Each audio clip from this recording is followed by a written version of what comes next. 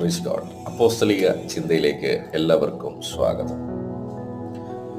ദൈവസ്നേഹം മനുഷ്യന്റെ രൂപാന്തരപ്പെടലിന് കാരണമായിട്ടുണ്ട്. കാൽവരി കുരിശിൽ യാഗമായി യേശുക്രിസ്തു തന്നെത്താൻ ത്യജിച്ച് അവൻ ലോകത്തെ സ്നേഹിച്ചു. ലോകത്തിലുള്ള മനുഷ്യരാരും വിശുദ്ധരായിരുന്നില്ല. അവർ പാപികളായിരുന്നു, അഹങ്കാരികളായിരുന്നു, നിഗളികളായിരുന്നു.